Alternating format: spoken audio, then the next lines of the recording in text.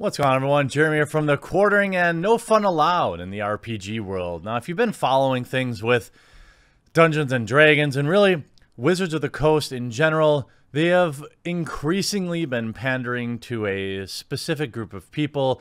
Let's call them the perpetually outraged. The people that, while probably dabble in a little D&D, aren't what I would call the core fandom.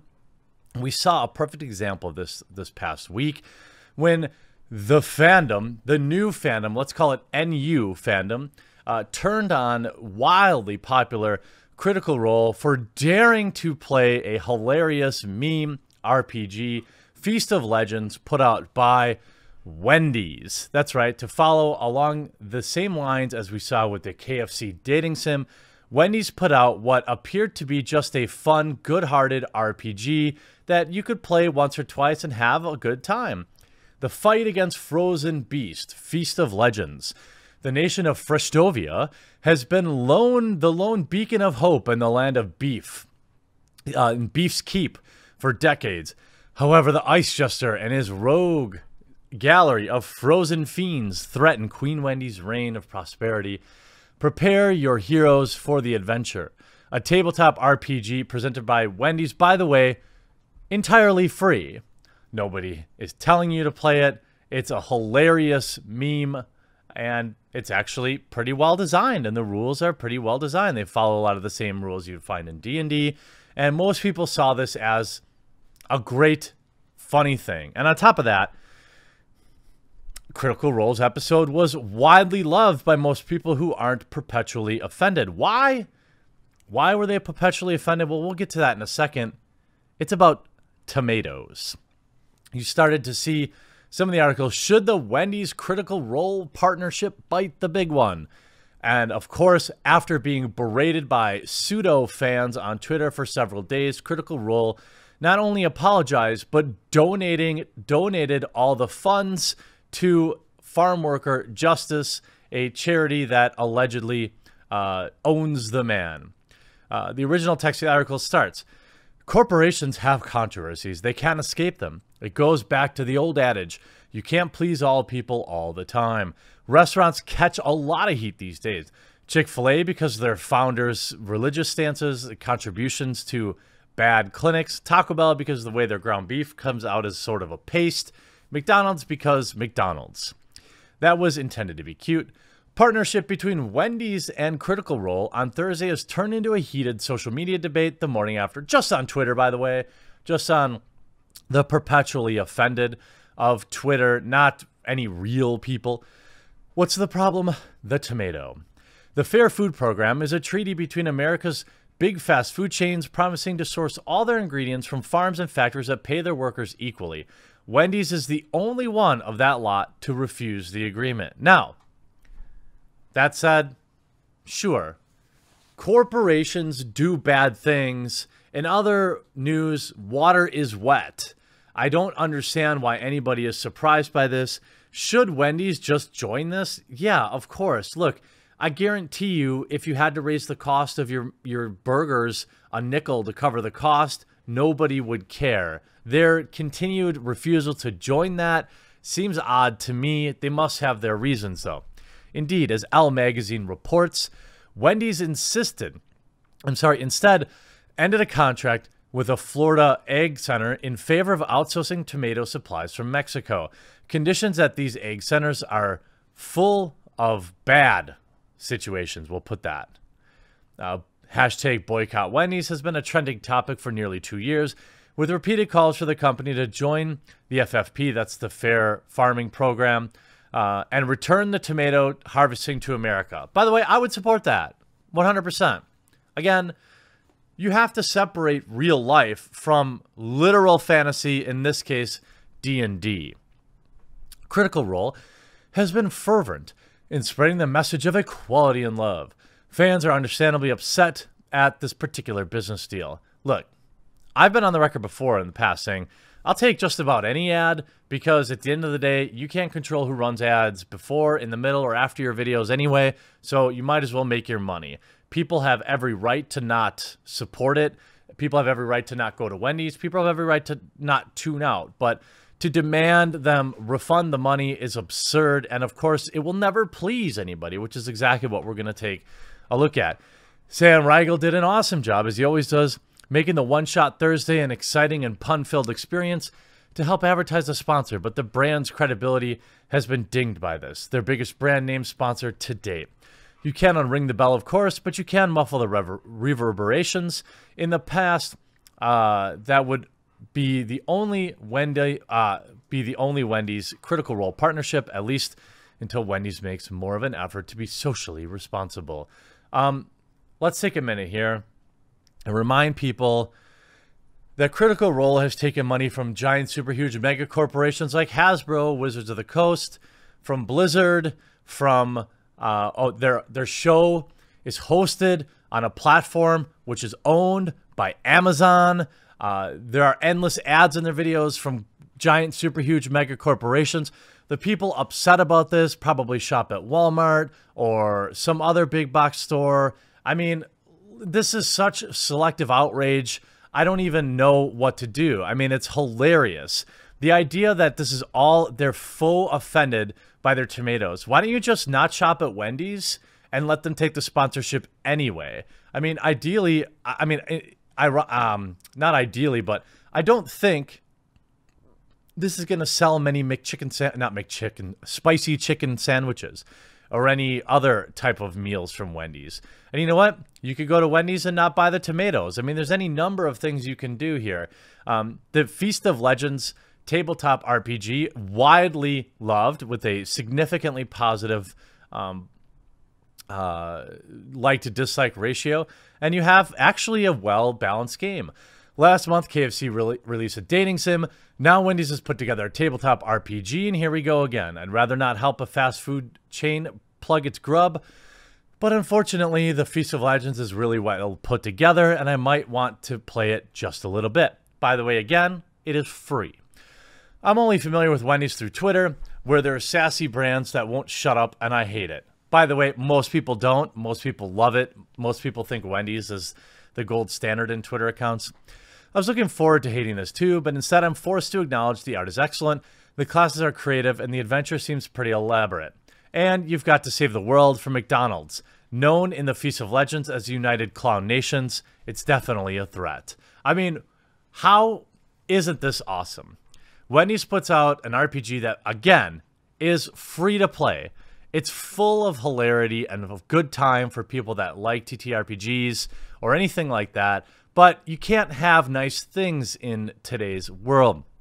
And you saw the way that Twitter reacted, or we're going to get to that in just a second. Behind the puns, nods to Wendy's menu and digs at the competition, it's actually pretty competent and full-feature RPG. The book has a whopping 97 pages, so it's not messing around. It helps that essentially takes the basics of D&D and just renames a few things. The pastiche even extends to the look of the digital rulebook and campaign, which could easily be mistaken for its inspiration.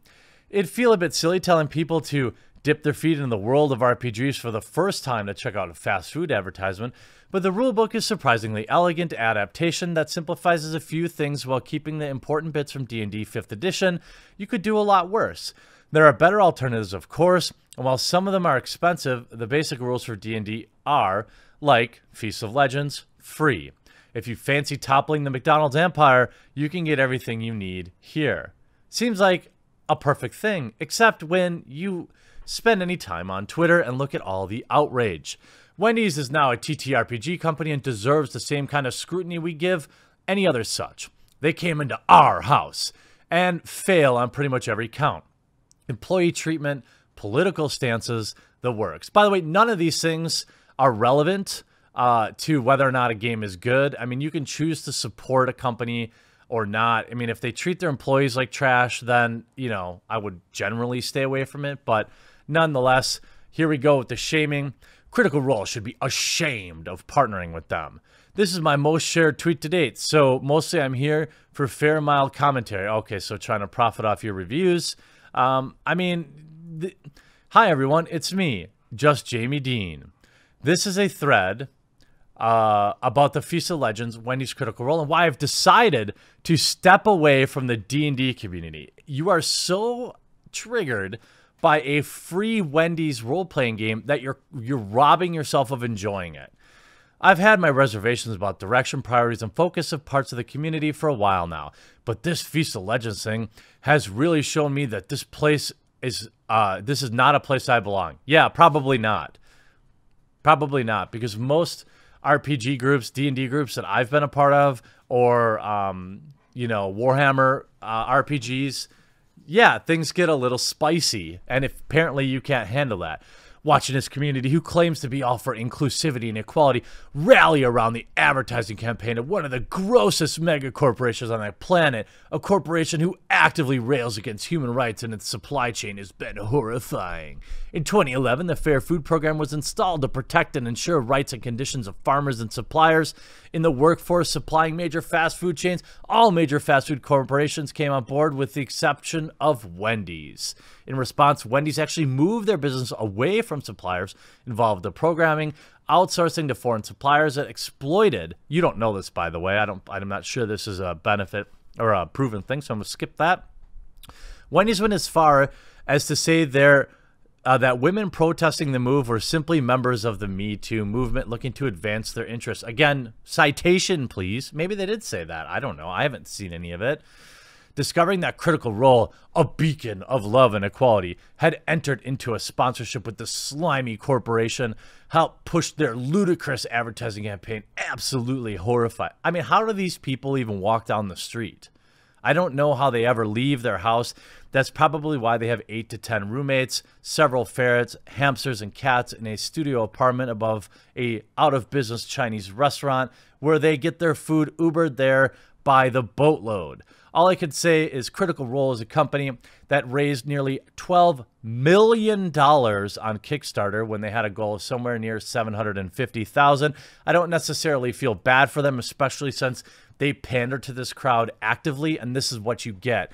They've already deleted one tweet. This is the tweet announcing it when they got all the backlash. They quietly deleted that. And then in the tweet where they've said they've donated their money, it's sad. Sorry you felt bullied enough to give up money you rightfully earned, putting on a fantastic show. I laughed harder last night than I had in a long time. You earned every penny, and you got and deserve to be able to put that money back in your company. But that's not enough, because people will still not apologize. People will, not forgive them, and they continue to rail against them, and it's hilarious to me. You have them saying, oh, well, you should have given this money to other types of creators. The only reason that money was donated was because of people who voiced concern. The only reason they're aware of the issue is because of the criticism.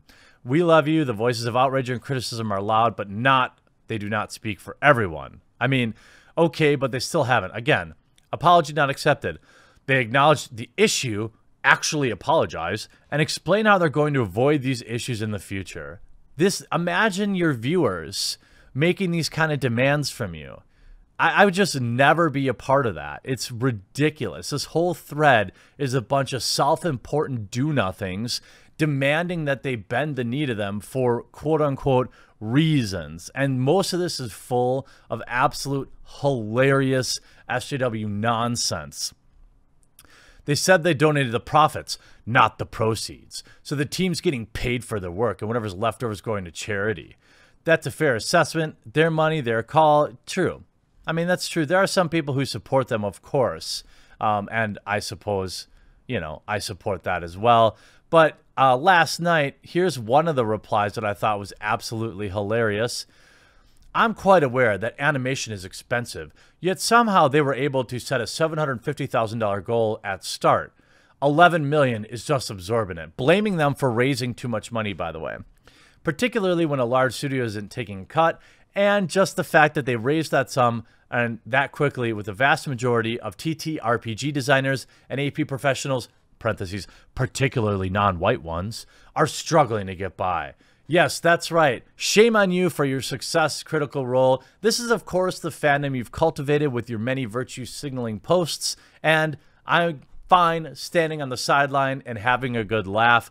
Meanwhile, I'm looking forward to getting together and playing some Feast of Legends and having fun with something free and just enjoying life. Hope you enjoyed this video. We'll talk to you again real soon. Hey, thanks so much for watching this video, and I really hope you enjoyed it. Above, you'll find some links to watch more videos, as well as a nice big button to subscribe, which I hope you'll do. If you did enjoy it, make sure before you go that you leave a like and a comment on the video, because you are the #1 reason this channel continues to grow, and I appreciate you.